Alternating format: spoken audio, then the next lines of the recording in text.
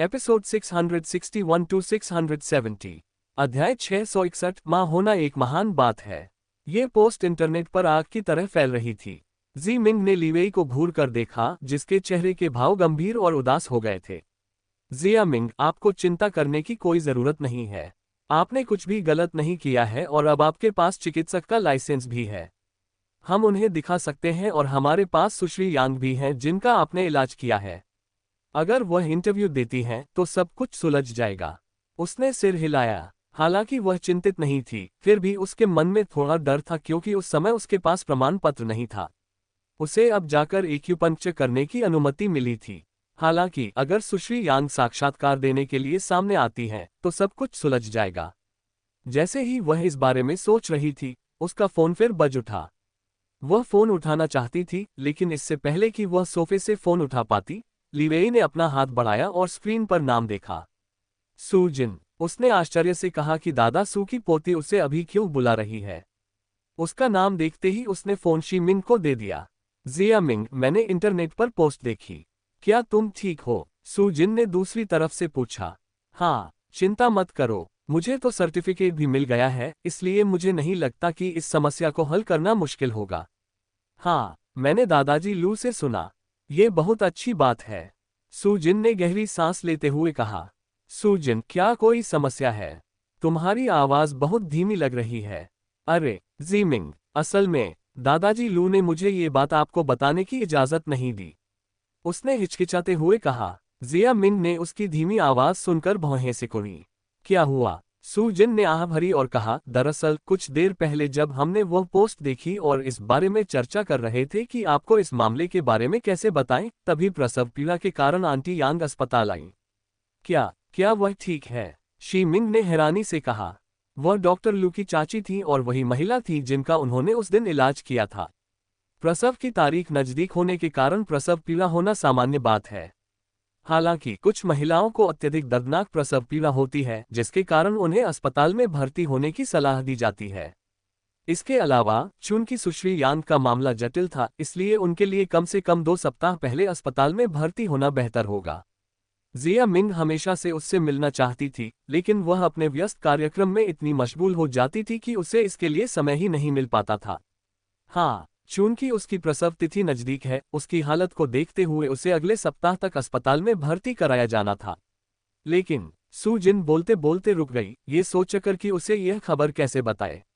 लेकिन क्या? सू जिन की बातें सुनकर जी मिंग घबरा गई। उसने अपनी पोशाक को कसकर पकड़ लिया और सू जिन के आगे बोलने का इंतजार करने लगी। हालांकि अचानक उसे तेज प्रसव पीड़ा होने लगी और उसे अस्पताल ले जाया गया। हालांकि प्रसव का महीना होने के कारण इस तरह की प्रसव पीड़ा होना सामान्य बात है, लेकिन उसके डॉक्टर ने कहा कि उसका शरीर बहुत कमजोर है और उसके बच्चे की हालत ठीक नहीं लग रही है। हमें नहीं पता कि क्या गड़बड़ हुई है, लेकिन यहाँ हालात ठीक नहीं लग रहे हैं। उसने थकी हुई बूढ़ी लू की ओर देखते हुए कहा। यांग मी के पति भी उनके बगल में बैठे थे। उनकी आंखों में आंसू आ रहे थे, लेकिन उन्होंने खुद को संभाला। ये बच्चा लू परिवार के लिए बहुत मायने रखता था। वे लंबे समय से बच्चे की चाहत रखते थे और जब आखिरकार खुशी ने उनके दरवाजे पर दस्तक दी तो ये घटना घटी। डॉक्टर की बातों से वे बुरी तरह डर गए। सभी लोग यांगमी के वार्ड के बाहर जमा हो गए और सब कुछ ठीक होने की प्रार्थना करने लगे। जिया मिंग ने अपनी सांस रोक ली और उसके होंठ कांपने लगे। बूढ़े लू को देखे हुए अभी कुछ ही घंटे बीते थे और ये सब हो गया। ठीक है, मैं आ रहा हूँ, चिंता मत करो। सू जिन ने होंठ सिकुड़कर सिर हिलाया। उसे यह सोचकर बुरा लगा कि जी मिंग पहले से ही अपनी समस्याओं में फंसी हुई है, लेकिन ये समस्याएं उसकी मदद करने के बजाय उस पर और बोझ डाल रही हैं। हालांकि चूंकि वह लाइफ हॉस्पिटल में डॉक्टर भी हैं, इसलिए उन्हें इस मामले से अनजान नहीं रखा जा सकता। इसके अलावा जी मिंग पहले भी यांग मी का इलाज कर चुकी हैं, शायद वह इस बारे में कुछ कर सके। फोन रखने के बाद जी मिंग ने चिंता से लीवेई की ओर देखा। उसने सिर हिलाकर कहा, चलो चलते हैं, मैं तुम्हें वहां छोड़ देता हूं। उसने सू जिन से हुई बातचीत में सब कुछ सुन लिया था। इस समय उनकी मुख्य प्राथमिकता यांगमी की सेहत है, न कि इस विवाद से निपटना। वह जानता है कि अगर उसे या बच्चे को कुछ हो गया तो शी मिंग को कभी शांति नहीं मिलेगी। आधे घंटे बाद वे दोनों अस्पताल पहुंचे और उस वार्ड में गए जहां यांगमी भर्ती थी। जिया मिंग ने बूढ़े लू और उनके बगल में बैठे उनके बेटे लू डोन को बेजान अवस्था में देखा। अस्पताल के कमरे के बाहर चुपचाप इंतजार करते हुए उनके चेहरे का रंग पीला पड़ गया था। श्रीमती जिन, लू फैंग ने उन्हें वहां खड़े देखकर पुकारा। वह उनके पास गया, वह भी बाकी लोगों की तरह थका हुआ लग रहा था। डॉक्टर लू, उनकी जर्जर हालत देखकर जी मिंग ने अपने होंठ सिकोड़ लिए। इससे पहले कि वे कुछ कह पाते, कमरे का दरवाजा खुला और यांग मी का डॉक्टर बाहर आया। उसने ओल्ड लू और यांग मी के पति की ओर मुड़कर अपनी हालत के बारे में बताना शुरू कर दिया। श्रीमान लू, सुश्री यांग को उच्च रक्तचाप है और उनके कमजोर शरीर के कारण उनकी हालत बिगड़ती जा रही है। चूंकि यह गर्भावस्था का अंतिम चरण है, इसलिए उनकी हालत सामान्य से अधिक गंभीर है। इतना ही नहीं, पहले हुई दुर्घटना ने भी उनकी वर्तमान स्थिति में योगदान दिया है। डॉक्टर की बातें सुनकर लू डोन का गला भर आया, लेकिन उसने ध्यान से सुना। उसके हाथ कांप रहे थे, लेकिन उसने इस समय मजबूत बने रहने की कोशिश की। इसलिए मेरा सुझाव है कि हमें सी सेक्शन की तैयारी करनी चाहिए। हालांकि इसके साथ साथ हमें सबसे खराब स्थिति के लिए भी तैयार रहना होगा। उनकी गर्भावस्था जटिलताओं से भरी है और बच्चे को बचाना मुश्किल लग रहा है। इस समय हमारी प्राथमिकता मां को बचाना है। अगर सी सेक्शन नहीं किया गया तो हम मां को भी खो सकते हैं। डॉक्टर के इन साहसी शब्दों को सुनकर बूढ़े लू ने अपने होंठ सिकोड़ लिए। हालांकि वह तो बस अपना काम कर रही है। सर्जरी कर दीजिए, कृपया किसी भी कीमत पर मेरी पत्नी को बचा लीजिए, लू डोंग ने बड़ी मुश्किल से कहा। वह बच्चे से प्यार करता था, लेकिन उससे भी ज्यादा अपनी पत्नी से प्यार करता था। उस बच्चे को बचाने के लिए, जो अभी इस दुनिया में आया भी नहीं है, वह अपनी पत्नी की जान को खतरे में नहीं डाल सकता। हालात देखकर लीवेई दंग रह गया। थोड़ी चिंता के मारे उसने शी मिंग का हाथ पकड़ लिया। उसने कभी सोचा भी नहीं था कि इस दुनिया में एक जीवन लाने में इतने खतरे होते हैं। यह उनका पहली बार था जब उन्होंने ऐसा कुछ देखा था। मां बनना एक बहुत बड़ी बात है। जिया मिंग ने उसकी ओर मुड़कर देखा और उसका पीला चेहरा पाया। उसे इतना घबराया हुआ देखकर उसे पहली बार घबराहट हो रही थी। उसने उसके हाथ पर थपथपाया और सिर हिलाकर उसे चिंता न करने के लिए कहा। डॉक्टर, जी मिंग ने पुकारा और डॉक्टर की ओर चल पड़ा। अध्याय 662, कृपया मेरी पत्नी को बचाओ। लू डोंग और श्री लू एक लड़की की आवाज सुनकर चौंक गए। श्री लू का चेहरा शी मिंग को देखकर खिल उठा।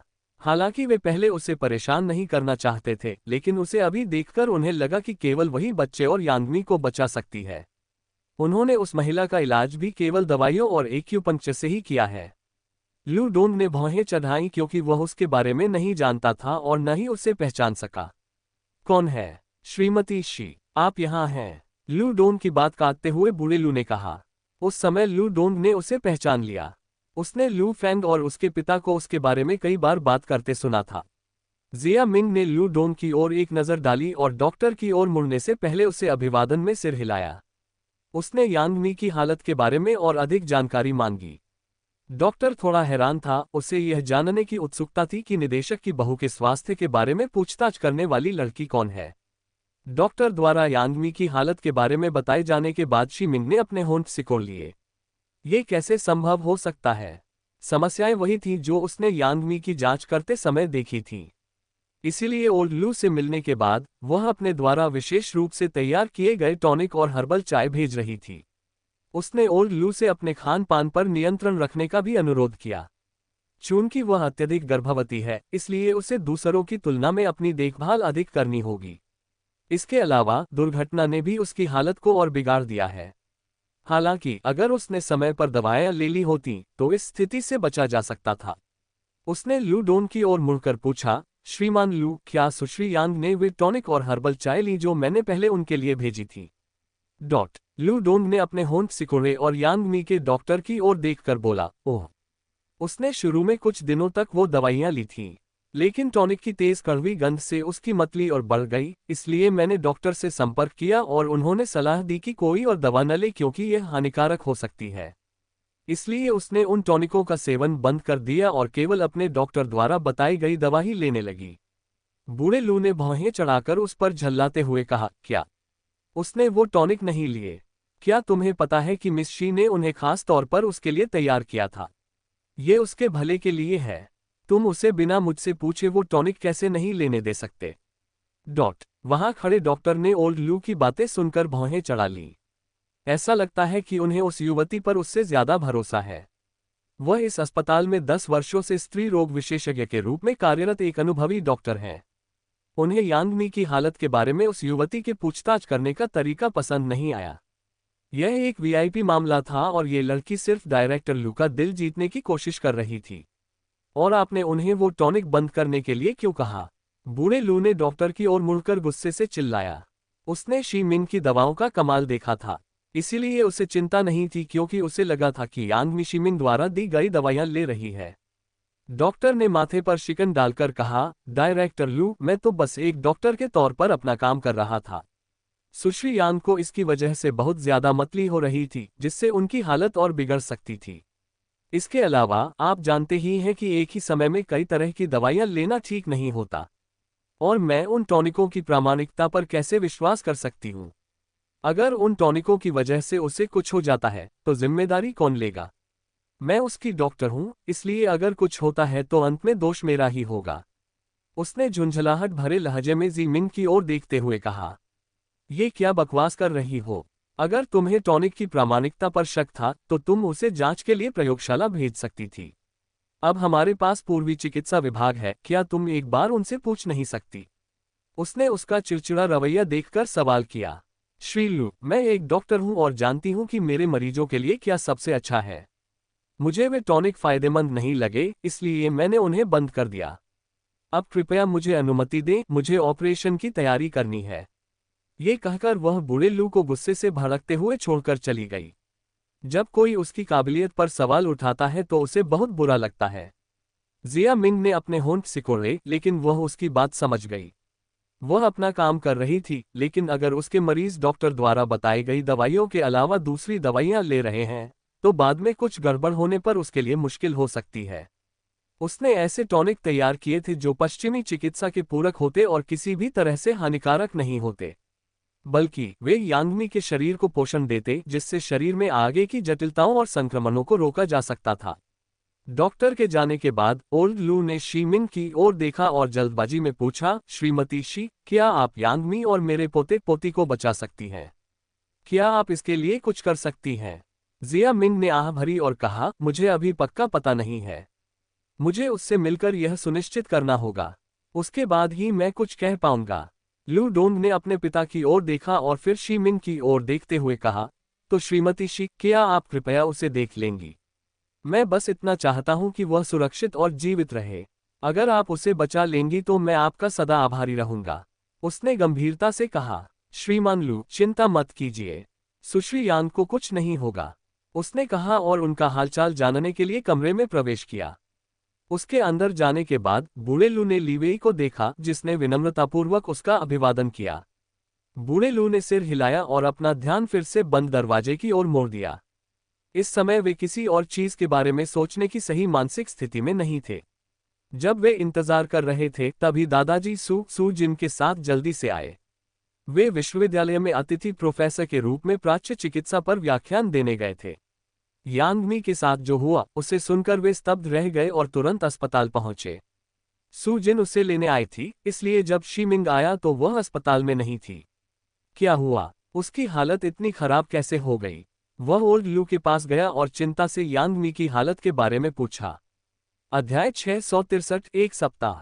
दादा सू बूढ़े लू को देखते हैं और उसकी कमजोर हालत उसके दिल के दर्द को भा जाते हैं। उनका वह दोस्त जो हमेशा गर्व और आत्मविश्वास से भरा रहता था, कुछ ही घंटों में कई साल बूढ़ा हो गया है। लू फैंग ने उसे सब कुछ समझाया और यह भी बताया कि शीमिंग आ चुका है और इस समय यांगमी का हालचाल ले रहा है। यांगमी की देखभाल के लिए जिया मिंग के आने की खबर सुनकर उसने अपने होंठ सिकोड़े और थोड़ा राहत महसूस की। उसने बेजान बैठे लू डोंग पर एक नज़र डाली और उसकी ओर बढ़ते हुए उसके कंधों पर थपथपाते हुए कहा, चिंता मत करो, सब ठीक हो जाएगा। अंदर जो लड़की तुम्हारी पत्नी की देखभाल कर रही है वह न केवल तुम्हारी पत्नी की जान बचाएगी बल्कि तुम्हारे बच्चे की भी। मुझ पर विश्वास करो। लू डोंग ने नम आंखों से उसकी ओर देखा। ऐसे सकारात्मक शब्द सुनकर उसे कुछ उम्मीद तो मिली, लेकिन दुर्भाग्यपूर्ण संभावना के बारे में सोचकर उसकी आंखों में भी पानी आ गया। हालांकि दादा सू को लड़की पर जो भरोसा था उससे उन्हें इस स्थिति से निपटने की कुछ ताकत मिली। बूढ़े लू ने भी दादा सू को घूरते हुए अपने होंठ सिकोड़ लिए। उन्हें कभी समझ नहीं आया कि इस आदमी को उस लड़की पर इतना भरोसा क्यों है। आखिर उसमें ऐसी क्या खास बात है? लीवेई ने अपनी आंखें सिकोड़ते हुए दादा सू को हैरानी भरे भावों से देखा। जी मिंग ने उन्हें अपने अतीत के बारे में तो बताया था, लेकिन दादा सू के बारे में और उन्हें उसकी असली पहचान कैसे पता चली, इसके बारे में नहीं बताया था।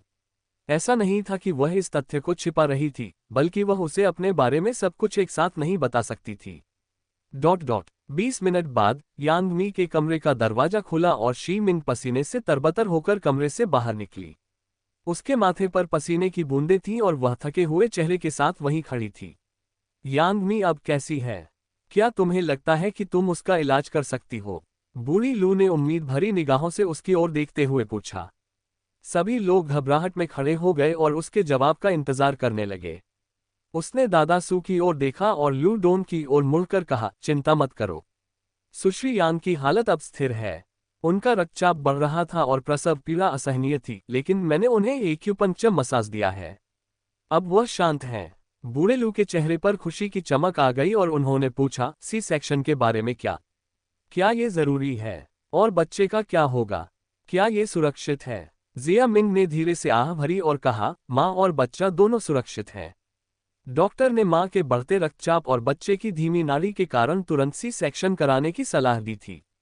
हालांकि मालिश करने और उनकी हालत देखने के बाद मुझे लगता है कि हम प्रसव की तैयारी से पहले 1 सप्ताह तक इंतजार कर सकते हैं। दादा सू ने अपनी भौहें उठाकर पूछा, 1 हफ्ता? यांग मी और बच्चे के लिए इतने लंबे समय तक इंतजार करना खतरनाक नहीं होगा क्या?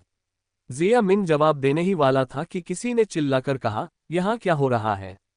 जिया मिंग ने दादा सू के पीछे देखा तो पाया कि यांग मी की डॉक्टर अपनी टीम के साथ उनकी ओर आ रही थी। वे सर्जिकल कपड़ों में थे और नाखुश भावों से उसकी ओर देख रहे थे। उसने शी मिंग की ओर देखा और लू डोन की ओर मुड़कर कहा, श्रीमान लू, क्या मैंने आपको नहीं बताया था कि आपकी पत्नी की हालत बहुत गंभीर है? आप किसी की बात सुनकर मरीज की जांच कैसे करवा सकते हैं? क्या आप माँ और बच्चे दोनों को खोना चाहते हैं? डॉक्टर के इस दुस्साहसी बयान को सुनकर लू डोन का चेहरा पीला पड़ गया। बूढ़े लू का चेहरा गुस्से से लाल हो गया और वह चिल्लाया, तुम्हारी हिम्मत कैसे हुई ऐसी अपमानजनक बात कहने की? डायरेक्टर लू, मैंने आपको बताया था कि सुश्री यांग को तुरंत सी सेक्शन करवाना होगा। आप किसी को भी उनकी देखभाल करने की अनुमति कैसे दे सकते हैं? अगर इसकी वजह से यांग मी को कुछ हो गया तो आप मेरे इलाज में बाधा डाल रहे हैं। कृपया हट जाइए, उन्होंने आधिकारिक लहजे में कहा। अब तक किसी ने भी उसकी क्षमताओं पर संदेह नहीं किया है। उसकी तीखी जुबान और मरीज के अभिभावकों के प्रति उसके बुरे रवैये को नजरअंदाज करते हुए वह अपने काम में सक्षम है। जिया मिंग ने भौहें चढ़ाई लेकिन गहरी सांस ली। उसने प्रभारी डॉक्टर के रूप में उसके दृष्टिकोण को समझने की कोशिश की। वह उनके पास गई और बोली, डॉक्टर जी, मैं कोई साधारण डॉक्टर नहीं हूँ। मैं भी इसी अस्पताल के आयुर्वेदिक विभाग में डॉक्टर हूँ। आपकी अनुमति के बिना सुश्री यांग की जांच करने के लिए क्षमा करें, लेकिन मुझे अपना अवलोकन समझाने दीजिए। हमारी मुख्य प्राथमिकता माँ और बच्चे दोनों को बचाना है। इस तरह हम एक दूसरे की मदद कर सकते हैं। उसने डॉक्टर के चेहरे पर झुंझलाहट के भाव देखे और आगे कहा, सुश्री यांग की हालत उनके उच्च रक्तचाप और कमजोर शारीरिक संरचना के कारण बिगड़ रही थी। हालांकि अगर हम 1 सप्ताह के भीतर उनके स्वास्थ्य पर नियंत्रण पाने की कोशिश करें तो हम प्राकृतिक प्रसव का लक्ष्य रख सकते हैं। फिलहाल सी सेक्शन ही एकमात्र विकल्प लग रहा है, लेकिन इसके कई दुष्प्रभाव हैं। अगर हम प्राकृतिक प्रसव करा सकें तो सुश्री यांग के लिए बेहतर होगा। साथ ही मुझे पूरा विश्वास है कि 1 हफ्ते में एक्यूपंक्चर और दवाइयों से उनकी हालत में सुधार होगा।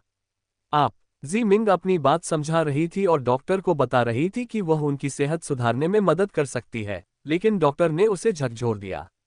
अरे बस करो, मेरे पास तुम्हारी बकवास सुनने का समय नहीं है। तुम कह रही हो कि हम प्राकृतिक प्रसव की कोशिश कर सकते हैं। कैसे? मैंने उसकी जांच कर ली है और प्राकृतिक प्रसव संभव ही नहीं है। अगर हम अभी सी सेक्शन नहीं करते हैं तो न केवल बच्चे की मृत्यु हो जाएगी बल्कि हम उसकी सुरक्षा की गारंटी भी नहीं दे सकते। डॉक्टर जी मिंग ने उसकी बात सुनकर गुस्से से चिल्लाया। वह उसे शांत भाव से समझाने की कोशिश कर रही थी, लेकिन वह उसकी बात सुनने में कोई दिलचस्पी नहीं दिखा रही थी।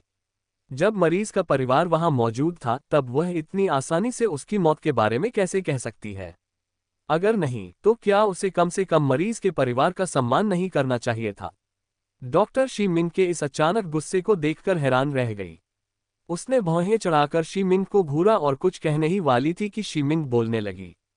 हो सकता है कि आपको मुझसे ज्यादा अनुभव हो, लेकिन पारंपरिक चिकित्सा में नहीं। सुश्री यांगमी के लिए अभी सी सेक्शन बेहतर लग सकता है क्योंकि आपके क्षेत्र में कोई दूसरा विकल्प नहीं है। लेकिन इसमें कई जोखिम हैं और आप बच्चे को बचाने के बारे में भी निश्चित नहीं हैं। हालांकि जब मैं कह रही हूं कि प्राकृतिक प्रसव का एक तरीका है जिसमें जोखिम और दुष्प्रभाव कम होते हैं, तो क्या आपको कम से कम इस पर विचार नहीं करना चाहिए? क्या रोगी का स्वास्थ्य आपकी पहली प्राथमिकता नहीं होनी चाहिए, न कि आपका तथाकथित अहंकार? डॉक्टर ने भौहें चढ़ाकर जी मिंग को नाराजगी से देखा। 10 साल के अपने कार्यकाल में किसी ने भी उसके खिलाफ कुछ नहीं कहा था या कहने की हिम्मत ही नहीं की थी। हालांकि मरीजों के अभिभावकों ने उसके बुरे बर्ताव की शिकायत की थी, लेकिन अस्पताल ने उसकी योग्यता को ध्यान में रखते हुए उन शिकायतों को नजरअंदाज कर दिया था। ये लड़की कैसे कह सकती है कि वह मरीज की जान खतरे में डाल रही है? अध्याय 664। मैं अपना सर्वश्रेष्ठ प्रयास करूंगा। जिया मिंग के इस अचानक गुस्से को देखकर डॉक्टर चौंक गई। उसने भौहें चढ़ाई और पलटवार करने ही वाली थी कि तभी ओल्ड लू ने उसे बीच में ही रोक दिया। बस करो, तुम यहां से निकल जाओ, उसने उनकी तरफ देखते हुए चिल्लाकर कहा। डॉक्टर ने मन ही मन मुस्कुराते हुए सोचा कि वह शी-मिंग से बात कर रहा है क्योंकि वह उसका रास्ता रोक रही थी। उसने अकड़कर हाथ जोड़कर कहा, देखा, डायरेक्टर लू भी चाहते हैं कि तुम चले जाओ, तो जाओ और मेरा समय बर्बाद मत करो। मुझे मिस यान को ऑपरेशन थिएटर ले जाना है। जिया मिंग ने अपनी भौहें उठाई लेकिन कुछ नहीं कहा। वह अपनी जगह पर खड़ी रही और डॉक्टर को घूरती रही, जिसे अभी भी उनकी बहस का पूरा मतलब समझ नहीं आया था। वह न तो उसे अपमानित करने की कोशिश कर रही थी, न ही उसके निदान या उपचार के तरीकों को कमतर आंक रही थी, बल्कि वह सिर्फ मरीज के इलाज में मदद करना चाहती थी। क्या किसी डॉक्टर का अहंकार किसी के जीवन से अधिक महत्वपूर्ण है? बूढ़े लू ने डॉक्टर की ओर देखते हुए ठंडे स्वर में कहा, क्या तुमने मेरी बात नहीं सुनी? मैं तुमसे जाने के लिए कह रहा हूं। मैं तुम्हारे इस रवैये से तंग आ चुका हूं। उसने झुंझलाहट से सिर हिलाते हुए कहा। डॉक्टर का चेहरा पीला पड़ गया और वह हैरानी से उसे घूरने लगी। क्या डायरेक्टर लू, आप चाहते हैं कि मैं चली जाऊं? मैं यांगमी की प्रभारी डॉक्टर हूं, आप मुझे जाने के लिए कैसे कह सकते हैं? मैं लंबे समय से आपके अनुभव और योग्यता के कारण आपके रवैये और आपके खिलाफ शिकायतों को नजरअंदाज करने की कोशिश कर रहा था। लेकिन एक अच्छा डॉक्टर बनने के लिए धैर्यवान और समझदार होना जरूरी है। आप इस समय इतने स्वार्थी कैसे हो सकते हैं कि आप अन्य डॉक्टरों की राय सुनने को तैयार नहीं हैं? शर्म से डॉक्टर का चेहरा पीला और लाल पड़ गया। उसने दांत पीसते हुए शी-मिंग को घूर कर देखा क्योंकि यह सब शी की वजह से ही हुआ था और इसी वजह से उसे इतनी बुरी तरह अपमानित होना पड़ा था। श्री लू, मैं तो बस सुश्री यांग के भले के लिए ही कर रही थी। उनका प्रसव स्वाभाविक रूप से नहीं हो सकता। ये लड़की इतनी जिद्दी और नासमझ है कि उसे बुनियादी बातें भी समझ नहीं आती। उसने बेबसी से सिर हिलाया। बूढ़ी लू ने झुंझलाहट भरी सांस छोड़ते हुए कहा, क्या तुम जानती हो कि वह कौन है? उसकी बातें सुनकर डॉक्टर ने भौहें चढ़ा ली और सोचने लगी कि क्या वह किसी प्रभावशाली परिवार से है। उसे अचानक बेचैनी होने लगी और उसे लगा कि कहीं वह मुसीबत में न पड़ जाए। ओल्ड लू ने उसके हाव भाव देखकर कहा, ये शी-मिंग है, वही डॉक्टर जिन्होंने उस महिला का इलाज किया था जिसे बाईपास सर्जरी कराने की सलाह दी गई थी। आपने उस मामले के बारे में सुना होगा, है ना? उसका मामला बहुत जटिल था और डॉक्टरों ने भी कहा था कि ऑपरेशन टेबल पर कुछ भी हो सकता है। इसके अलावा मरीज ऑपरेशन कराने के लिए तैयार नहीं थी, लेकिन उन्होंने 3 महीने में उस महिला का इलाज कर दिया और अब वह बिल्कुल ठीक है। ये युवती न केवल डॉक्टर हैं बल्कि प्राच्य चिकित्सा विभाग की प्रमुख भी हैं। आप शायद अपने अनुभव के कारण यहाँ हैं, लेकिन वह अपनी प्रतिभा के बल पर यहाँ हैं। उन्होंने जी मिंग की ओर इशारा करते हुए कहा। उनकी निगाहें दृढ़ थीं और वे डॉक्टर को घूर रहे थे। डॉक्टर को यह जानकर गहरा सदमा लगा कि वह रहस्यमयी लड़की जी मिंग है। उसे अभी तक अस्पताल में किसी ने नहीं देखा था क्योंकि वह हमेशा गुप्त रूप से ही आती जाती थी और बुढ़ेल्लू और दादासू के अलावा किसी और ने उसे पहले नहीं देखा था। उसने अपने चमत्कारों की कहानियां सुनी थीं और यह भी कि कैसे उसने उस महिला का बिना सर्जरी के इलाज किया। अस्पताल में यही सबसे चर्चित विषय था। उसने अपने निचले होंठ को दबाते हुए कहा, लेकिन वह एक अलग मामला था। उसने उस महिला का इलाज तो किया था, लेकिन उसका मामला सुश्री यांग से अलग था। वह मामला हृदय रोग विभाग का था, जबकि यह स्त्री रोग विभाग के अंतर्गत आता है। वह अलग अलग विभागों के मरीजों का इलाज कैसे कर सकती है? बूढ़े लू ने अपने होंठ सिकोड़े और एक पल के लिए अचंभित रह गए। हालांकि इससे पहले कि वे कुछ सोच पाते, दादा सू बोले, बेशक वह इलाज कर सकती है। वह मेरी शिष्या है। उसे लगभग सभी बीमारियों के इलाज का ज्ञान है। वह घोड़े का भी इलाज कर सकती है, लेकिन यहाँ हम एक इंसान की बात कर रहे हैं। बेशक वह उसका भी इलाज कर सकती है। उन्होंने घोड़े के इलाज की घटना की ओर इशारा करते हुए ये कहा। अंडस्को जिया मिंग शर्म से अपना माथा पकड़ लिया। वे उसे एक ऐसी अमर शख्सियत के रूप में पेश कर रहे हैं जो कभी गलती नहीं कर सकती। वह अपने काम में माहिर है, लेकिन वे उसकी तारीफ कुछ ज्यादा ही कर रहे हैं। हालांकि डॉक्टर को घोड़े के बारे में जानने की जरूरत नहीं है। बूढ़े लू ने सिर हिलाकर कहा, प्रशासन विभाग में जाकर अपना हिसाब किताब निपटा लो। मुझे तुम्हारे जैसे डॉक्टर की अपने अस्पताल में जरूरत नहीं है। इतनी बार चेतावनी देने के बाद भी तुम नहीं समझी। निदेशक के सामने तो तुम जरा भी नहीं हिचकी, आम लोगों के साथ तो तुम्हारा रवैया और भी बुरा होगा। उन्होंने चिढ़कर हाथ हिलाते हुए उसे जाने का इशारा किया। डॉक्टर गुस्से से कराहते हुए गलियारे से बाहर चली गई। उसकी टीम के डॉक्टर समझ नहीं पा रहे थे कि क्या करें, इसलिए दादाजी सू ने उनकी ओर देखकर कहा, अब ऑपरेशन करने की कोई जरूरत नहीं है। साथ ही ये ओरिएंटल मेडिसिन विभाग की डॉक्टर शी मिंग है, अब से आप लोग इनकी सहायता करेंगे। ये यांग मी का केस संभालेंगी। क्या ये सही है, ओल्ड लू? बूढ़े लू ने सिर हिलाकर कहा, बेशक मैं श्रीमती शी की जादूगरी जानता हूं। मुझे उन पर पूरा भरोसा है। लू डोंग, तुम इससे सहमत हो ना? उन्होंने अपने बेटे की ओर देखा, उसकी राय जानने के लिए। लू डोंग असमंजस में खड़ा था, सोच रहा था कि उसे किसका पक्ष लेना चाहिए। उसने अपने होंठ सिकुड़े, फिर कुछ देर बाद दृढ़ता से ऊपर देखा और बोला, जी हाँ सुश्री शी, मैं अपनी पत्नी और बच्चे को आपके भरोसे छोड़ रहा हूँ। कृपया उनका ख्याल रखें। जिया मिंग मुस्कुराया और सिर हिलाया। हाँ, मैं अपनी पूरी कोशिश करूंगा। अचानक ही यांग मी और उसके बच्चे की जिम्मेदारी उस पर आ गई। वह इस मामले से भावनात्मक रूप से जुड़ गई थी, क्योंकि यांग मी इस दुनिया में आने के बाद उसकी पहली मरीज थी। किसी नई जिंदगी को दुनिया में लाना, इससे बड़ा सम्मान उसके लिए और कुछ नहीं हो सकता। अध्याय 665 प्रेस कॉन्फ्रेंस की घोषणा। श्री लू और सभी के यांग मी का इलाज करने के लिए सहमत होने के बाद शी मिन को आखिरकार लीवेई से बात करने का कुछ समय मिल गया। वे उसके कार्यालय में बैठे थे, जो विभाग प्रमुख के रूप में उसे आवंटित किया गया था। हालांकि उसे औपचारिकताओं को पूरा करने का मौका नहीं मिला, फिर भी श्री लू ने उसे अनौपचारिक रूप से सुविधाओं का उपयोग करने की अनुमति दे दी, क्योंकि वह वर्तमान में यांग मी का इलाज कर रही थी। हालांकि वह अगले सप्ताह से आधिकारिक रूप से अपना कार्यभार संभालने वाली थी, उसने पहले ही अनौपचारिक रूप से विभाग प्रमुख के रूप में काम करना शुरू कर दिया था। उसने अपने सामने बैठी लीवेई की ओर देखा, जो दफ्तर में इधर उधर देख रही थी। ये दादाजी सू के दफ्तर जितना विशाल और भव्य तो नहीं था, लेकिन एक साधारण सा कमरा था जिसमें उसके उपयोग के लिए पर्याप्त जगह थी। लीवेई, मुझे लगता है मुझे आज रात यहीं रुकना पड़ेगा। सुश्री यांग की हालत अभी भी काफी गंभीर है, इसलिए मुझे यहीं रुककर उनकी हालत पर नजर रखनी होगी। उसे चिंता थी कि इंटरनेट पर इतनी सारी बातें फैल जाने के कारण वह उसके इस फैसले का विरोध कर सकता है। उन्होंने सिर हिलाकर कहा, मैं समझ गया। आपको यहीं रहना चाहिए। हालांकि काम करते समय अपने स्वास्थ्य का ध्यान रखना मत भूलना। ठीक है। उसने सिर हिलाया और कृतज्ञता से मुस्कुराए। उसे खुशी थी कि वह हमेशा उसकी स्थिति को समझता है। साथ ही इंटरनेट पर चल रही चीजों के बारे में आपको चिंता करने की जरूरत नहीं है। मैं इसका ध्यान रखूंगा, लेकिन अभी के लिए अपना फोन न देखें और कोई लेख या कुछ भी न पढ़ें। इससे केवल आपका मूड खराब होगा। उसने अपने होंठ सिकोड़े और सिर हिलाया। नफरत भरे कमेंट पढ़ने और लोगों द्वारा उसके नेक इरादों पर शक करने से उसे और भी बुरा लगेगा। अस्पताल से निकलने के बाद लीवेई दादासू के पास गई और यांग मी की हालत पर चर्चा की। उसने उन्हें जड़ी बूटियों की एक सूची दी जो यांग मी के लिए दवा बनाने के लिए आवश्यक थी और जो प्राच्य विभाग की प्रयोगशाला में उपलब्ध नहीं थी। दादासू ने दुर्लभ जड़ी बूटियों को देखकर आह भरी। उन्होंने पूर्वी चिकित्सा में अपने सभी संपर्कों से उन जड़ी बूटियों की व्यवस्था करने को कहा, लेकिन फिर भी उन्हें कोई जड़ी बूटी नहीं मिली। मुझे थोड़ा समय दीजिए, मैं इन जड़ी बूटियों को लाने का कोई तरीका ढूंढने की कोशिश करूंगा। लेकिन क्या आपको ये आज ही चाहिए? दादाजी सू ने चिंता से पूछा।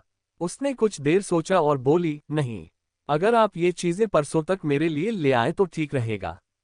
मैं एक्यूपंक्चर और कुछ अन्य टॉनिक की मदद से उसकी हालत स्थिर करने की कोशिश कर सकती हूँ, लेकिन मुझे दवा बनाने के लिए उन जड़ी बूटियों की जरूरत है, तभी हम सुश्री यांग की हालत को नियंत्रित कर पाएंगे।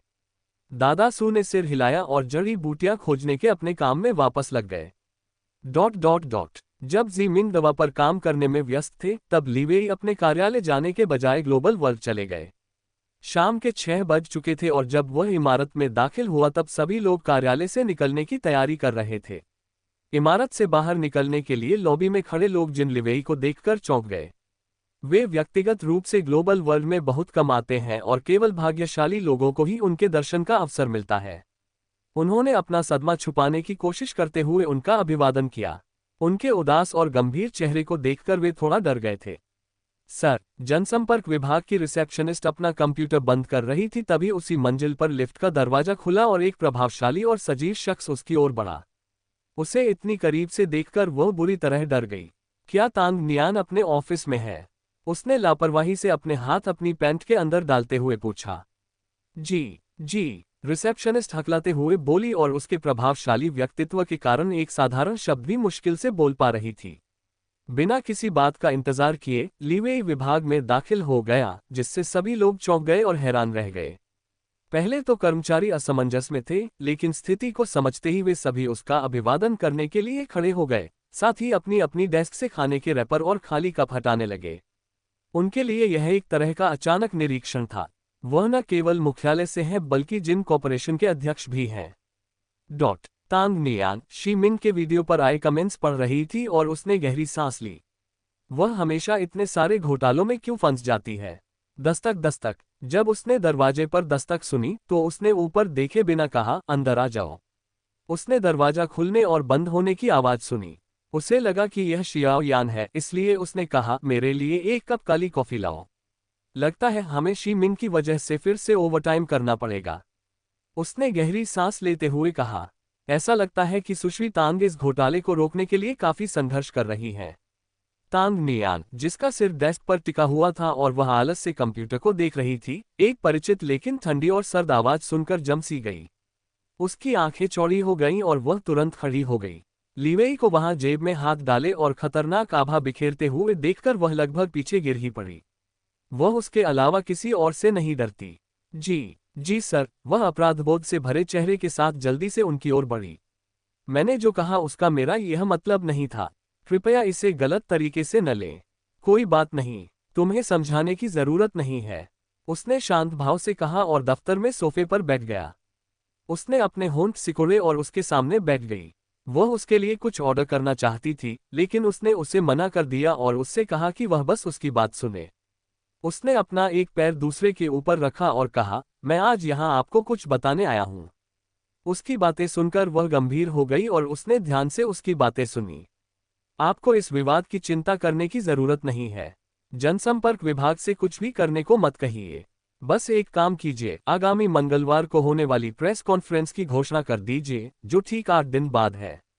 आपको कोई स्पष्टीकरण देने की जरूरत नहीं है, बस मेरे और शी-मिंग द्वारा आयोजित प्रेस कॉन्फ्रेंस की घोषणा कर दीजिए। तांग नियान की आंखें चौड़ी हो गईं और उसने पूछा, प्रेस कॉन्फ्रेंस? क्या आप अभी शी-मिंग के साथ अपने रिश्ते की आधिकारिक घोषणा करने जा रहे हैं? लेकिन महोदय, शी-मिंग इस समय एक बड़े विवाद में फंसे हुए हैं।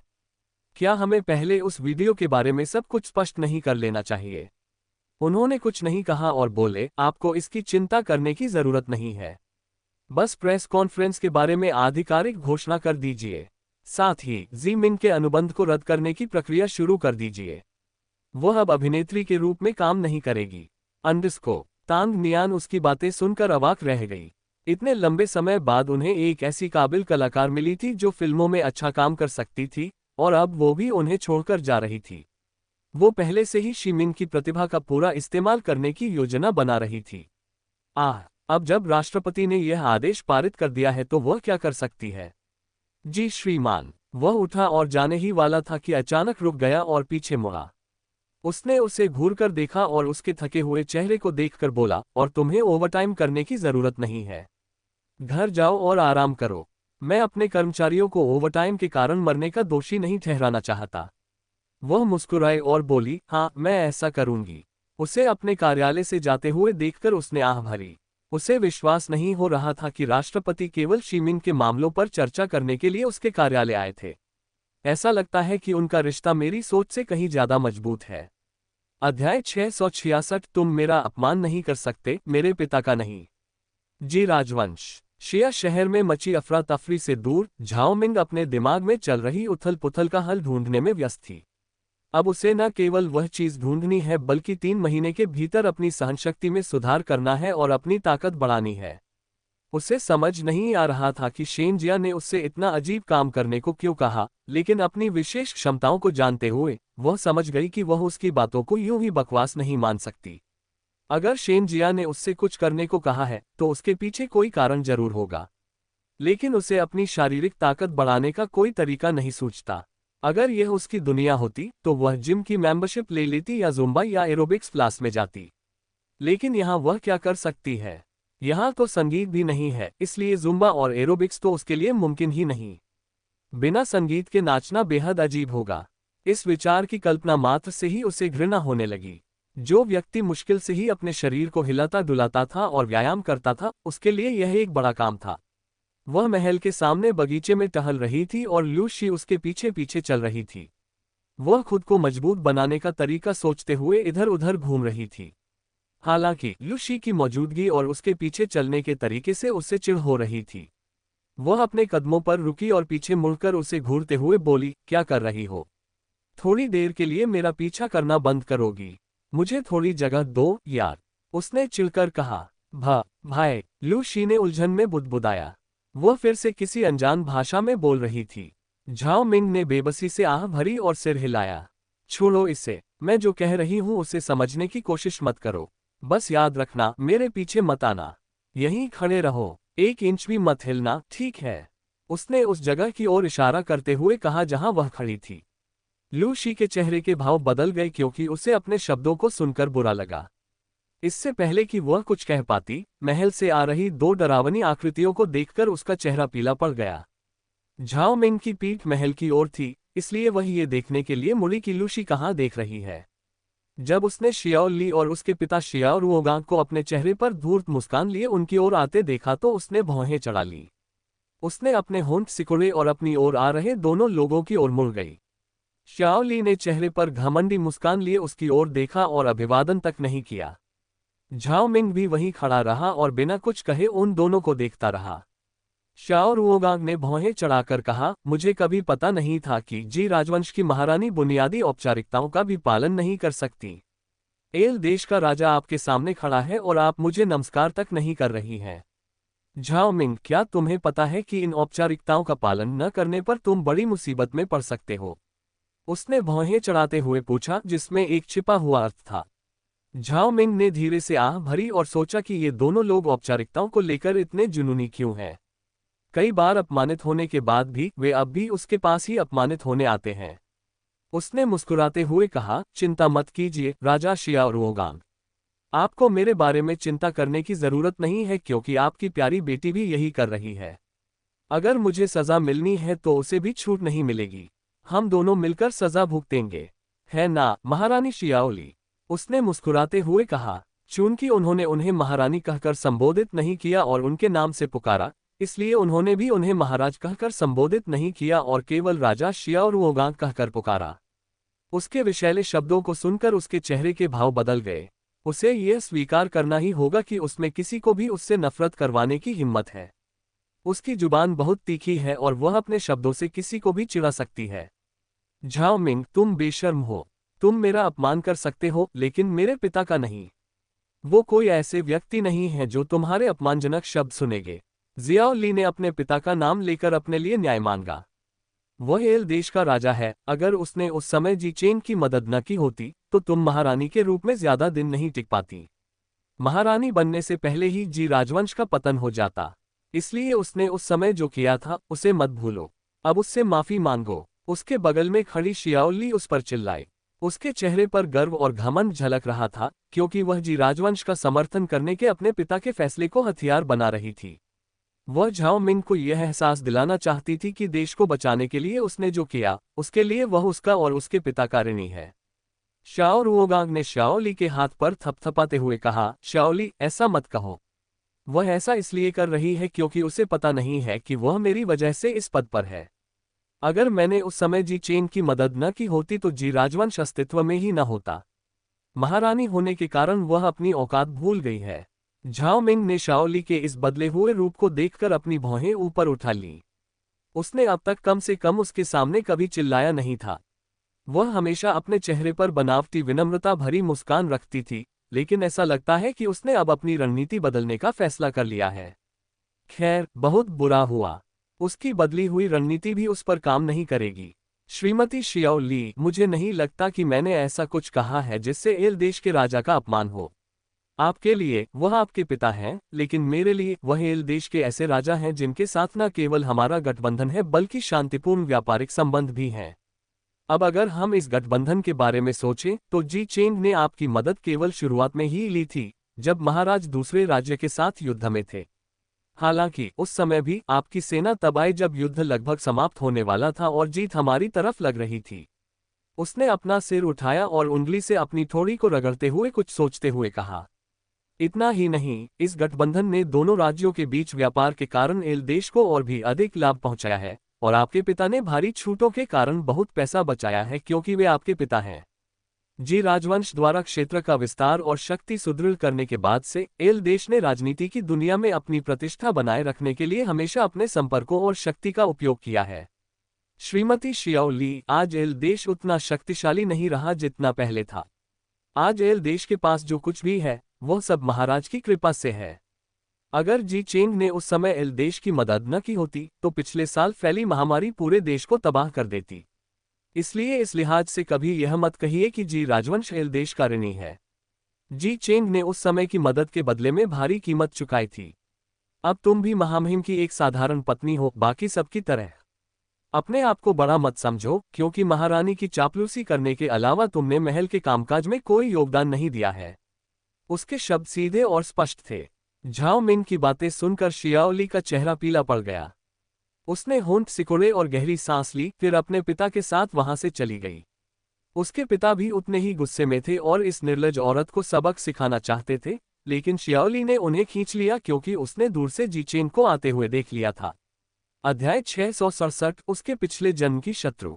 जी चेंग, जो राज दरबार से महल लौट रही थी, ने झाओ मिंग को बगीचे में खड़ा देखा और उसकी ओर चल पड़ी। झाओ मिंग ने अपनी बाहें छाती पर बांध रखी थीं और होठों पर मुस्कान लिए पिता पुत्री की जोड़ी को घूर रही थी।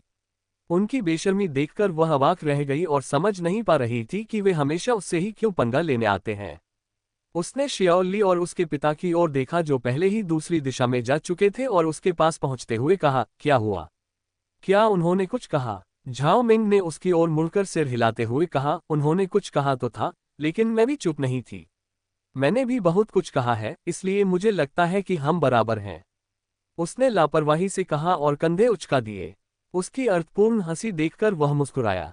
इसमें कोई शक नहीं कि अगर उन्होंने कुछ कहा होता तो वह चुप ही रहती। अगर यह पहले वाला झाओ मिंग होता तो वह चिंतित होता, ये सोचकर कि उसके साथ किसी न किसी तरह का अन्याय हुआ होगा। लेकिन कोमा से बाहर आने के बाद से उसने उन सभी को चुनौती दी है जिन्होंने उसे नीचा दिखाने की हिम्मत की। अब वह आश्वस्त हो सकता है कि वह अपनी रक्षा कर सकती है, और न केवल अपनी बल्कि दूसरों की भी। क्या आज की अदालती कार्यवाही समाप्त हो गई है? उसने उसे इतनी जल्दी वापस आते देख पूछा। उसने सिर हिलाया और महल की ओर चलते हुए कहा, आज ज्यादा काम नहीं था, इसलिए मैंने तुम्हारे साथ चलने का फैसला किया। उसने प्यार से उसकी पीठ थपथपाई। उन्हें साथ में समय बिताए काफी समय हो गया था। जी ज़ेलान के वापस जाने और दादाजी को उनके पद से हटाए जाने के बाद से वह काम में व्यस्त था। उसने सिर हिलाया और शेनजिया की बातों पर विचार कर रही थी कि तभी उसे अचानक कुछ सूझा। वह अचानक रुक गई और उसकी ओर मुड़कर अपनी चमकती आंखों से उसकी गहरी आंखों में देखने लगी। उसका ऐसा चेहरा देखकर वह हैरान रह गया और भौहें चढ़ाकर पूछा, क्या तुम्हें कुछ कहना है? उसने तुरंत सिर हिलाया और कहा, मुझे आपकी मदद चाहिए। मदद? किस तरह की मदद? उसके शब्दों को सुनकर वह असमंजस में पड़ गया और सोचने लगा कि उसे उससे किस तरह की मदद चाहिए। उसने होंठ सिकोड़ते हुए कहा, ओम, आज सुबह मेरी मुलाकात आंटी शेनजिया से हुई। उन्होंने मुझसे कहा कि मैं बहुत कमजोर हूँ, इसीलिए मैं अक्सर बीमार पड़ जाती हूँ। इसलिए उन्होंने मुझे अपनी रोग प्रतिरोधक क्षमता और ताकत बढ़ाने के लिए कहा है। उन्होंने मुझे अपने शरीर को प्रशिक्षित करने के लिए कहा है। उसने भौहें चढ़ाकर पूछा, बीमार हो? झाओ मिंग, क्या तुम बीमार हो? तुमने मुझे पहले क्यों नहीं बताया? उसे लगा कि वह बीमार होने के कारण उससे मिलने गई थी। उसने सिर हिलाकर कहा, बात यह नहीं है। कोमा से जागने के बाद मेरा शरीर बहुत कमजोर हो गया है। आप जानते हैं कि मैं पहले की तरह कुछ भी नहीं कर सकती, इसलिए उसने मुझे अपनी ताकत बढ़ाने के लिए शरीर को प्रशिक्षित करने को कहा है। उसने सहमति में सिर हिलाया। शारीरिक शक्ति के मामले में वह बहुत कमजोर और दुर्बल हो गई है। बिस्तर पर एक बार शारीरिक संबंध बनाने के बाद वह होश में भी नहीं रह पाती। उसके हावभाव देखकर वह मुस्कुराए और बोली, तो मैं चाहती हूं कि आप मुझे प्रशिक्षण दें। उसे लगा कि शायद वह संदिग्ध लगे क्योंकि असली झाओ मिंग मार्शल आर्ट जानता है जबकि उसने कभी पिलाटेस तक नहीं किया। हिचकिचाते हुए उसने कहा, मैं खुद ही कर लेती, लेकिन पिताजी अब नहीं रहे, मुझे समझ नहीं आ रहा कि शुरुआत कैसे करूं। पहले तो उन्होंने ही मुझे प्रशिक्षण दिया था और जागने के बाद से मैं कुछ भी ठीक से नहीं कर पा रही हूं। तो क्या आप मेरी मदद करेंगे? वह उसके करीब झुकी और उम्मीद भरी निगाहों से उसकी आंखों में देखने लगी। उसके शब्द सुनकर उसने अपने होंठ सिकोड़ लिए। उसके पिता के बारे में सुनकर उसके दिल में अपराधबोध की एक लहर दौड़ गई। झाओ बाई की मृत्यु उसके दिल में चुभे कांटे की तरह थी जिसे वह निकाल नहीं सकता था। उसने उसकी ओर देखते हुए उसके विचारों को समझने की कोशिश की, लेकिन उसके हाव भाव से ऐसा नहीं लग रहा था कि वह किसी भी तरह से दुखी है। उसे ये देखकर राहत मिली कि वह इस समय परेशान नहीं थी। उसने आह भरी और सिर हिलाते हुए कहा, अगर मैं अपनी पत्नी की मदद नहीं करूंगा तो कौन करेगा? चलो चलते हैं। ये कहते हुए वह उसे अपने कमरे की ओर खींच ले गया। वह अचंभित होकर उसे हैरानी से देखती रही और बोली, क्या आज? उसने सिर हिलाते हुए कहा, आज से ही शुरू करना बेहतर है। अब और समय बर्बाद करने का कोई कारण नहीं है। ये प्रशिक्षण न केवल आपके शरीर को मजबूत करेगा बल्कि आपकी आंतरिक ऊर्जा को भी बढ़ाएगा। इस तरह आप बिस्तर पर आसानी से बेहोश नहीं होंगी। वह उसके करीब आया और धीमी, कामुक आवाज में उसके कानों के पास बोला, जिससे उसके शरीर के रोंगटे खड़े हो गए। 1 घंटे बाद वे अस्तबल के बाहर खड़े थे। झाओ मिंग ने नीले रंग की पैंट और एक ऊपरी चोगा पहन लिया था, जिसे इस तरह से डिजाइन किया गया था कि इससे उसके अभ्यास में कोई बाधा न आए। ये जी चेन का पहनावा था, लेकिन उसने झाओ मिंग को इसे पहनने के लिए कहा था क्योंकि इससे अभ्यास में अधिक आराम मिलेगा और उसके अभ्यास में कोई रुकावट नहीं आएगी। झाओ मिंग के पास महल में अपने प्रशिक्षण के कपड़े नहीं हैं, क्योंकि वह शादी से पहले अभ्यास करती थी। वह कभी कभी चुपके से अपने कमरे में अभ्यास करती थी, लेकिन वेन जू के साथ पहले हुए एक बड़े झगड़े के बाद उसने वे कपड़े जला दिए थे। आह, वेन जू झाओ मिंग के लिए कितनी निर्दयी सास थी। झाओ मिंग ने अपने लंबे बालों को ऊंची चोटी में बांधा और काले रंग के उस विशाल घोड़े को घूर रही थी, जिसके बाल उसकी त्वचा से भी ज्यादा चमकदार थे। उसका मुंह थोड़ा खुला हुआ था और वह घोड़े को हैरानी और अचरज से देख रही थी। घोड़ा विशाल और मर्दाना कद काठी का था। इसमें कोई शक नहीं कि उसने अपने पूरे जीवन में इतना सुंदर और आकर्षक घोड़ा कभी नहीं देखा था। फिर भी ये खूबसूरत प्राणी उसे किसी राक्षस की तरह लग रहा था जो उसे पूरा निगल जाने को तैयार हो। उसने सोचा था कि वे थोड़ी कसरत और दौड़ भाग करेंगे और बस। उन्हें घोड़े पर जाने की क्या जरूरत है? जी चेंग ने कहा है कि वे महल में प्रशिक्षण नहीं करेंगे, बल्कि कहीं और करेंगे। चून की रानियों को इस तरह की किसी भी शारीरिक गतिविधि में शामिल होने की अनुमति नहीं है, इसलिए वह नहीं चाहते कि लोग उनके बारे में बातें करें। वह लोगों को चुप करा सकते हैं, लेकिन वह नहीं चाहते कि उनके जहरीले शब्दों से उन्हें ठेस पहुंचे। उसका चेहरा पीला पड़ गया क्योंकि अब तक उसने केवल घोड़े की गाड़ी में ही सफर किया था। गाड़ी से जुड़े घोड़े इतने डरावने नहीं लगते। गाड़ी में बैठे हुए तो उसे डर नहीं लगता, लेकिन घोड़े की सवारी के ख्याल से ही वह कांपने लगी थी। झाओ मिंग घुड़सवारी में माहिर तो थी, लेकिन घुड़सवारी के मामले में वह बेहद डरपोक थी। स्कूल ट्रिप के दौरान दोस्तों के कहने पर जब उसने घोड़े की सवारी करने का फैसला किया तो वह बुरी तरह गिर पड़ी। वह इस विशालकाय जीव से बेहद डरी हुई थी, जो कभी भी उसकी मर्जी के मुताबिक नहीं चलता था। उसने घोड़े को ऐसे घूरा मानो वह पिछले जन्म में उसका दुश्मन रहा हो और अनिच्छा से अपने होंठ सिकोड़ लिए। अंडस्को उसके बगल में खड़ी जी चेंग उसे अवाक होकर देखती रही। वह पिछले 15 मिनट से घोड़े को घूर रही थी। क्या तुम सारा दिन उसे घूरते हुए बिताने की योजना बना रही हो? उसने व्यंग्य से कहा, यह देखकर कि वह घोड़े को किस तरह घूर रही थी। क्या उसे घोड़े पसंद नहीं है? तो फिर वह ऐसा क्यों कर रही है? अध्याय 668 काया महारानी। झाओ मिंग ने रोने की इच्छा को दबाते हुए अपने होंठ सिकोड़ लिए। वह डरपोक महारानी के रूप में सामने नहीं आना चाहती थी, इसलिए वह अपने भावों को नियंत्रित करने की पूरी कोशिश कर रही थी।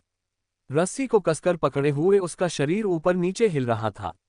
अब वह घोड़े पर बैठी थी, हालांकि जी चेंग उसके पीछे बैठा था और घोड़े को आगे आगे चला रहा था, फिर भी वह डरी हुई थी। कुछ देर पहले तक वह घोड़े पर सवार होने से डरती थी और घोड़े को संदेह भरी निगाहों से देखती रहती थी। लेकिन उसके लगातार आग्रह के कारण उसने हार मान ली और उसने उसे घोड़े पर चढ़ने में मदद की। जैसे ही वह घोड़े पर बैठी और घोड़ा चलने लगा, वह लगभग गिर ही गई। रस्सी को कसकर पकड़े हुए उसके हाथ कांप रहे थे। जब जी चेंग ने घोड़े को हल्का सा लात मारकर दौड़ाया तो उसका शरीर कांप उठा।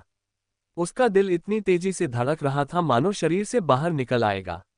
उसके पीछे बैठे जी चेंग ने उसकी अकड़ी हुई मुद्रा को देखा और उसके करीब झुक गया। उसके हाथ रस्सी को पकड़े हुए थे और वह उसकी बाहों के बीच फंसी हुई थी। उसने उसके गर्दन के पिछले हिस्से को हल्के से छुआ और कहा, अभी भी घबराई हुई हो? हम मेरी महारानी इतनी डरपोक कैसे हो गईं?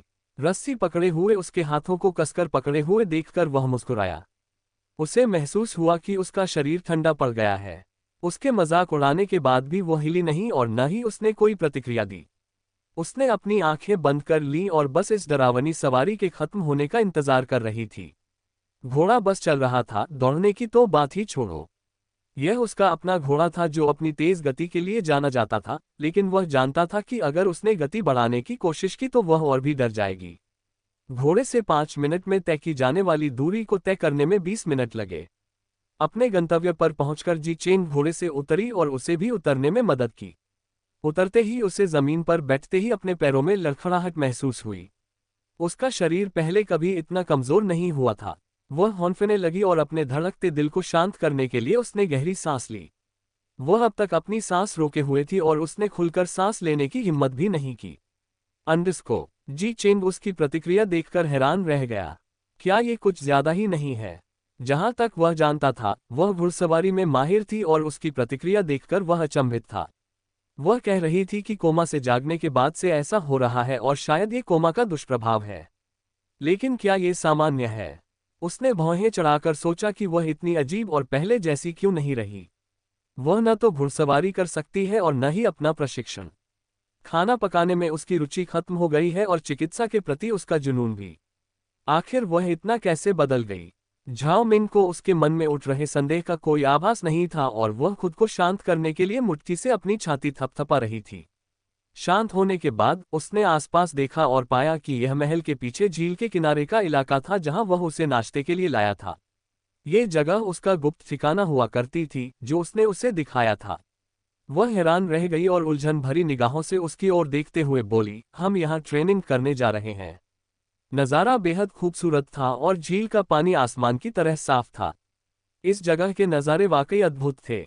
वह इस बात से परेशान थी कि इतनी सारी जगहों में से उसने उसे यहाँ ट्रेनिंग के लिए क्यों चुना। उन्होंने सिर हिलाया। ये जगह तुम्हारे प्रशिक्षण के लिए सबसे अच्छी है। यहाँ कोई नहीं आएगा क्योंकि इस जगह के बारे में किसी को पता नहीं है। साथ ही व्यायाम करते समय तुम नज़ारों का आनंद भी ले सकते हो। अब जब तुम शांत हो गए हो तो चलो शुरू करते हैं। उठो और इस क्षेत्र के चारों ओर 10 चक्कर लगाओ। उन्होंने झील के पास वाले क्षेत्र की ओर इशारा करते हुए कहा। उसके शब्द सुनकर उसका मुंह खुला का खुला रह गया। क्या 10 चक्कर? इलाका थोड़ा कीचड़ वाला था, बिल्कुल समुद्र तट जैसा, और वह उसे 10 चक्कर लगाने को कह रहा था। वह इतनी लंबी दूरी कैसे तय कर पाएगी? जी चेंग, तुम मुझसे 10 चक्कर लगवाना चाहते हो? क्या तुम्हारा दिमाग खराब हो गया है? उसने झुंझलाहट में अपनी आवाज ऊंची करते हुए कहा।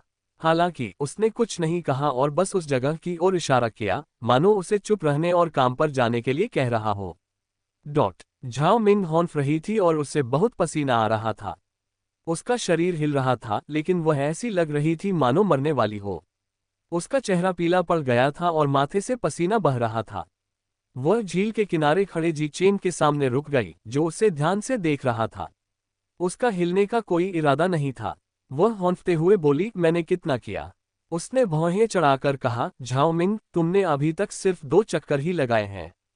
अंडरस्को तेरे की। उसने धीरे से बड़बड़ाया और फिर से इधर उधर दौड़ने लगी। 20 मिनट बाद आखिरकार उसने अपने चक्कर पूरे कर लिए।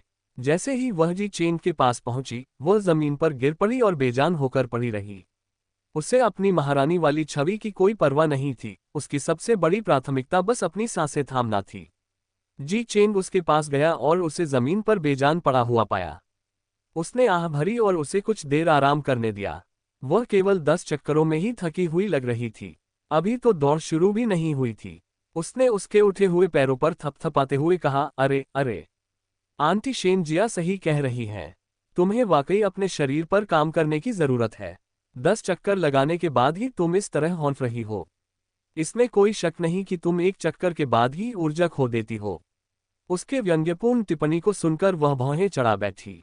फिर हंसते हुए बोली, ऐसा इसलिए है क्योंकि मैंने सालों से कोई अभ्यास नहीं किया है। महल में आने के बाद से मैंने एक दिन भी अभ्यास नहीं किया है। क्या तुम्हारी माँ, जिसे कभी पसंद नहीं आया कि मैं वो काम करूं जो स्त्रीत्व के विरुद्ध हैं और महिलाओं के लिए नहीं बने हैं, वैसी ही नहीं है? अंडरस्को। उसकी टिप्पणी सुनकर वह चुप हो गया। अब वह क्या कह सकता है? अल्पविराम। झाओ मिंग बिस्तर पर बेजान पड़ी छत को घूर रही थी। उसका पूरा शरीर ऐसे दर्द कर रहा था मानो उस पर कोई ट्रक चढ़ गया हो। उसके पैर अभी भी कांप रहे थे और उसमें उठकर नहाने की भी ताकत नहीं थी। ये किस तरह का घटिया काम है? मुझे जी चेंग से मदद नहीं मांगनी चाहिए थी। उसने अपने होंठ सिकुड़े और उससे मदद मांगने के क्षण पर पछतावा किया। उसने सोचा था कि वह उसकी मदद करेगा और अगर उसे मुश्किल हो जाए तो उसके साथ नरमी बरतेगा। लेकिन उसने कभी नहीं सोचा था कि प्रशिक्षण देते समय वह इतना कठोर होगा। उसने उसे पूरे 2 घंटे तक व्यायाम करवाया और इससे उसकी सारी ऊर्जा खत्म हो गई। उसके प्यारे प्यारे हाव भाव और मोहक स्पर्श भी काम नहीं आए क्योंकि उसने उसे पागलों की तरह व्यायाम करवाया। जी चेंग, जो अभी अभी कमरे में दाखिल हुई थी, ने उसे बिस्तर पर लेटे हुए देखा। उसने अभी तक अपने कपड़े भी नहीं बदले थे। उसने आह भरी और उसके नहाने की तैयारी करने चला गया। स्नानघर से बाहर आकर उसने उसे देखा और कहा, मैंने तुम्हारे लिए गर्म पानी तैयार कर दिया है। अब जाओ और नहा लो। इससे तुम्हें आराम मिलेगा और कल तुम्हें कम तकलीफ होगी। उसने अपनी भौहें सिकुड़ी और उसे गुस्से से घूरते हुए आरोप लगाया। उसने अपने होंठ सिकुड़े और उसकी निगाहें मिलाने से बचता रहा। उसकी थकी हुई हालत देखकर उसे एहसास हुआ कि उसने उसे जरूरत से ज्यादा ही प्रशिक्षण दे दिया था। हालांकि उसने कुछ नहीं कहा और उसे नहाने और आराम करने के लिए छोड़कर कमरे से चला गया। अध्याय 669 शीर्षक ही स्पॉइलर है। देखते ही देखते 1 महीना बीत गया। बीते महीने झाओ मिंग ने अपना पूरा ध्यान प्रशिक्षण पर लगाया। हालांकि शुरुआत में ये बेहद मुश्किल था और उसका शरीर और मन लगभग हार मानने वाले थे, फिर भी जी चेन के समर्थन और आंटी शेन जिया के लगातार आग्रह ने उसे उस अनिश्चित दौर से निकलने में मदद की। अब वह उस कठिन प्रशिक्षण की लगभग आदी हो चुकी थी। चूंकि जी चेन भी अपने महल के कामों में व्यस्त रहता है, इसलिए वह उसे ज्यादा परेशान नहीं करती और फेंग जू के साथ प्रशिक्षण लेने चली जाती है। चूंकि वह नहीं चाहता कि वह अकेले जाए, इसलिए वह फेंग जू को प्रशिक्षण के दौरान उसकी मदद करने के लिए भेज देता है। इतना ही नहीं, वह आंटी शेन जिया से ध्यान का प्रशिक्षण भी ले रही थी। उसे सप्ताह में कम से कम 2-3 दिन घंटों ध्यान करना पड़ता है। आंटी चाहती है कि वह न केवल शारीरिक रूप से बल्कि मानसिक रूप से भी मजबूत हो। जब से उसने ट्रेनिंग शुरू की है, उसके शरीर में बहुत बदलाव आया है। उसे विश्वास नहीं हो रहा कि सिर्फ 1 महीने की ट्रेनिंग से इतना फर्क आ सकता है। उसका शरीर सुडौल हो गया है और अब उसके पेट पर एब्स भी दिखने लगे हैं। उसने न सिर्फ चर्बी घटाई है बल्कि मांसपेशियां भी बढ़ाई हैं। अगर वो अपने जमाने में होती तो वो अपने शरीर को दिखाने के लिए सेक्सी और रिवीलिंग बिकिनी पहन सकती थी। लेकिन अफसोस, वो यहाँ ऐसा नहीं कर सकती। ये कपड़े उसे सिर से पैर तक ढके हुए हैं। अब चूंकि मौसम ठंडा हो गया है, इसलिए उसे अपने सामान्य कपड़ों के ऊपर और भी परतें पहननी पड़ रही हैं। चूंकि यह इलाका अधिक खुला और हरियाली से घिरा हुआ था, इसलिए शहर की तुलना में यहाँ अधिक ठंड थी। शहर में बड़ी बड़ी इमारतें थीं और बढ़ते प्रदूषण के कारण सर्दियों में ठंड कम हो जाती थी। लेकिन यहाँ ऐसा नहीं था। इतनी ठंड थी कि वह बिस्तर से बाहर कदम रखने तक की हिम्मत नहीं कर पा रही थी। बाहर जाकर ट्रेनिंग करने की तो बात ही छोड़िए। लेकिन मजबूरी में उसे बाहर जाना ही था, उसके पास कोई विकल्प नहीं था। उसे गर्म रखने के लिए न तो गर्म कंबल थे और न ही हीटर।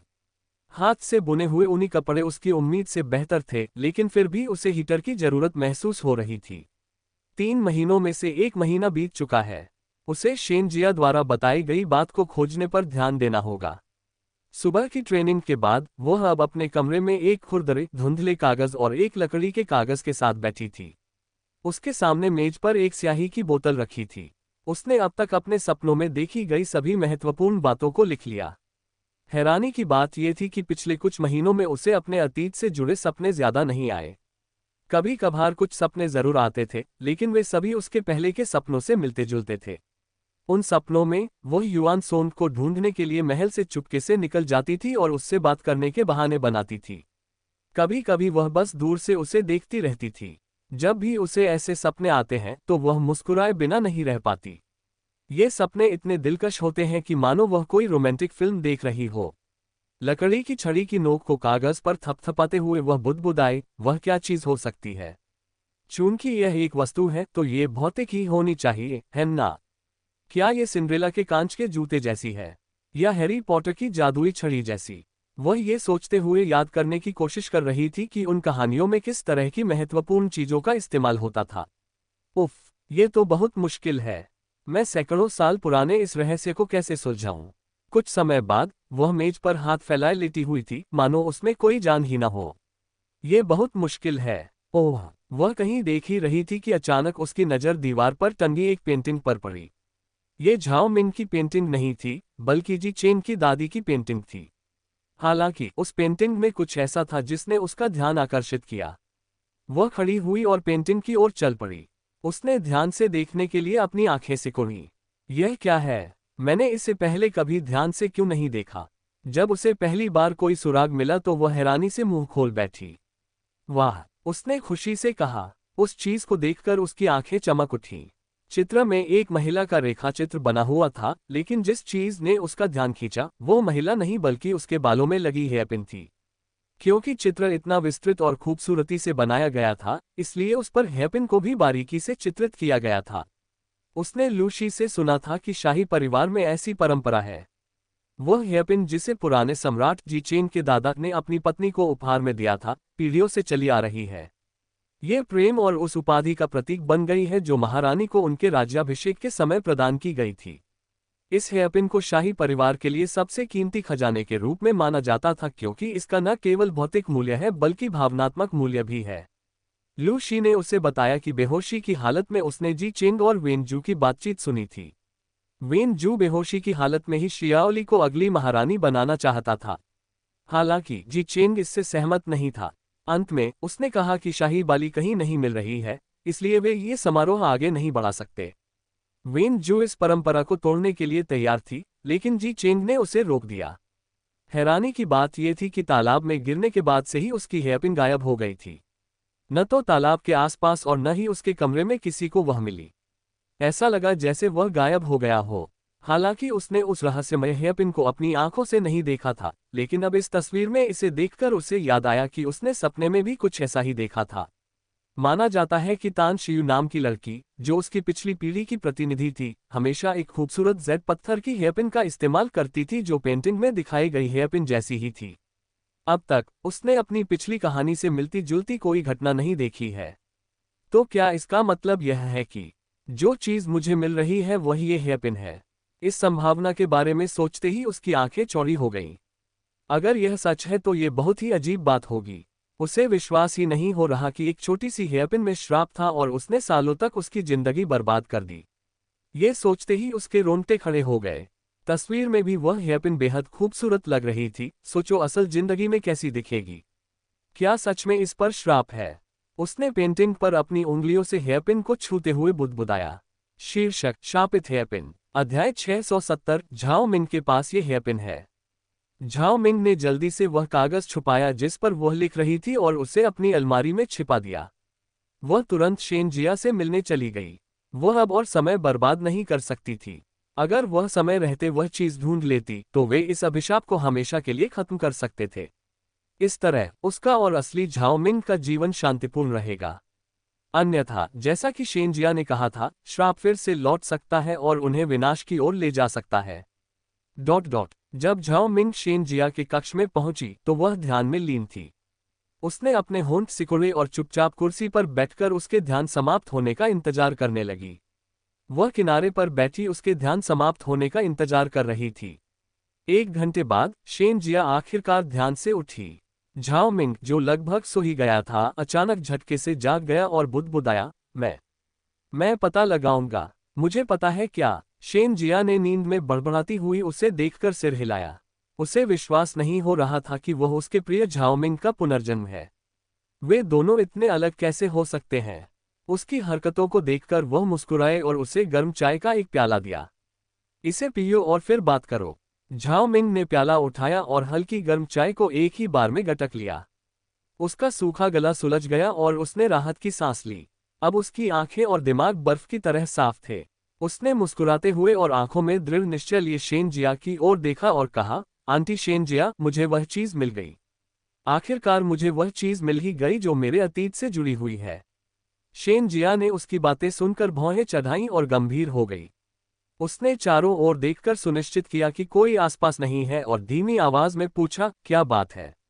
अगर झाओ मिंग को वह चीज मिल गई है, तो वे अपनी योजना को सफलतापूर्वक आगे बढ़ा सकते हैं और इस अभिशाप को हमेशा के लिए समाप्त कर सकते हैं।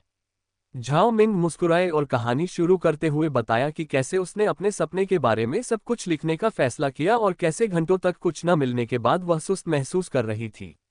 शेन जिया की नाक झुंझलाहट से फूल गई और उसने सख्ती से कहा, क्या तुम सीधे मुद्दे पर आओगे? झाओ मिंग ने अपने होंठ सिकुड़े और उसकी बातों को अनसुना करते हुए अपनी कहानी सुनाना जारी रखा। हालांकि उस तस्वीर में मैंने जो देखा उससे मैं दंग रह गया। जी चेन की दादी के चित्रण में एक हेयरपिन थी और मैंने ठीक वैसी ही हेयरपिन अपने सपनों में भी देखी है। झाओ मिंग अंततः मुख्य मुद्दे पर पहुंच गया। ये सुनकर शेन जिया भी आश्चर्यचकित रह गई। क्या आपके सपनों में? कहा। लाशों से घिरी हुई, दुख से रोती हुई वह लड़की तानशियू वही उस हेयरपिन को पहना करती थी। वह हेयरपिन उसे बहुत प्रिय लगती थी क्योंकि वह उसे हमेशा पहनती थी। मैंने शायद ध्यान नहीं दिया होता, लेकिन सब कुछ लिखने के बाद मुझे याद आया कि यह जरूर कोई खास चीज होगी, जैसे कांच का जूता या जादुई छड़ी। इसलिए मुझे इस हेयरपिन के बारे में ऐसा लगा। उसने अपने चेहरे पर गर्व भरी मुस्कान के साथ कहा। उसे विश्वास नहीं हो रहा कि उसे इस रहस्य के बारे में बाकी सब लोगों से पहले पता चल गया। शेन जिया ने भौहें चढ़ाकर पूछा, रोना? क्या? जादू? क्या? तुम क्या कह रहे हो? वह झाओ मिंग की विदेशी भाषा में कही गई बातों को समझ नहीं पा रही थी। झाओ मिंग ने सिर हिलाते हुए कहा, यह मुख्य बात नहीं है।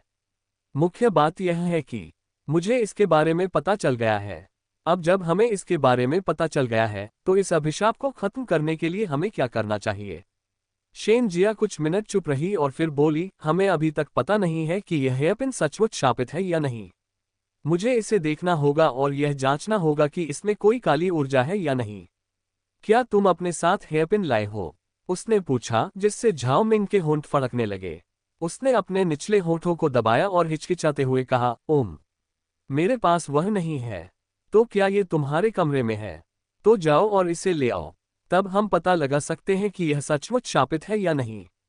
झाओ मिंग ने अपनी आंखें झपकाते हुए अपने हाथों को आपस में जोड़ा और कहा, दरअसल मुझे नहीं पता कि यह कहाँ है। झाओ मिंग की बातें सुनकर शेन जिया ने भौहें चढ़ाईं और उसके चेहरे के भाव गंभीर हो गए।